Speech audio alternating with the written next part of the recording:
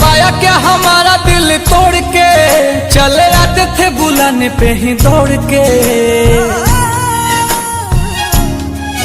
तूने पाया क्या हमारा दिल तोड़ के, चले आते थे बुलाने पे ही दौड़ के, चले आते थे बुलाने पे ही दौड़ के। फिर गए मुँह हमसे क्यों मोड़ के, गए मुँह हमसे क्यों मोड़ के, गए आखिरी निशानी जो तू छोड़ के। अब सोता हूँ दुपट्टा तेरा ओढ़ के, जुदाई तेरी जान ले गई, जुदाई तेरी जान ले गई। तुझे देखता हूँ साथ किसी और के, देखता हूँ साथ किसी और के, याद आती है पुराने उस दौर के।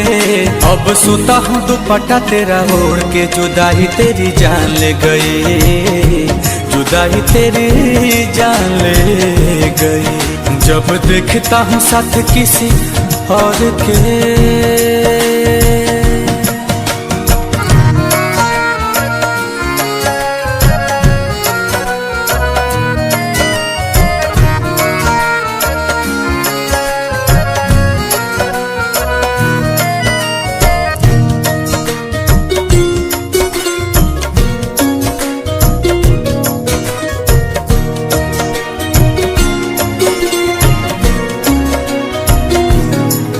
तेरी मेरी पहली वो मुलाकात थी, उस दिन से ही तू मेरे साथ थी। तेरी मेरी पहली वो मुलाकात थी, उस दिन से ही तू मेरे साथ थी, उस दिन से ही तू मेरे साथ थी।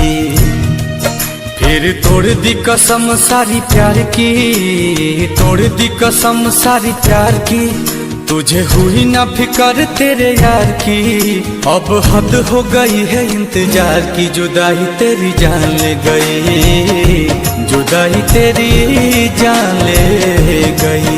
गए आखिरी निशानी जो तू छोड़ के, आखिरी निशानी जो तू छोड़ के, फिर गए क्यों हमसे मुंह मोड़ के। अब सोता हूँ दुपट्टा वहीं ओढ़ के, जुदाई तेरी जान ले गई, जुदाई तेरी जान ले गई। जब देखता हूँ साथ किसी और के।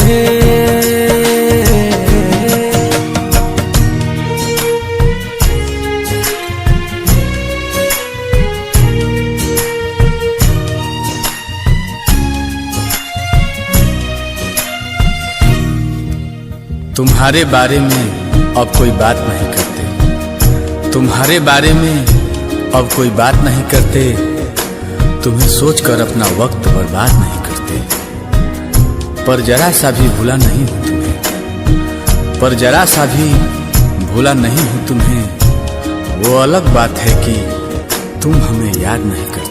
कैसे भूले वो बिताए साथ लम्हे, मुझे छोड़ने का तुझको ना गम है।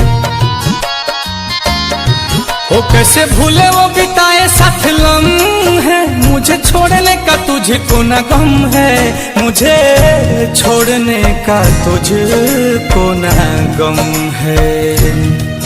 दिया दिल को जो तुमने जख्म है, दिल को जो तुमने जख्म है, नील कमल का टूटा भरम है। हाय रहबाए कैसा सितम है, आंसू की मुस्कान ले गई, जुदाई तेरी जान ले गई। गए आखिरी निशानी जो तू छोड़ के, आखिरी निशानी जो तू छोड़ के, अब सोता हूँ दुपट्टा तेरा ओढ़ के। चले गए नाता गहरों से जोड़ के, जुदाई तेरी जान ले गई, जुदाई तेरी जान ले गई। जब देखता हूँ साथ किसी और के।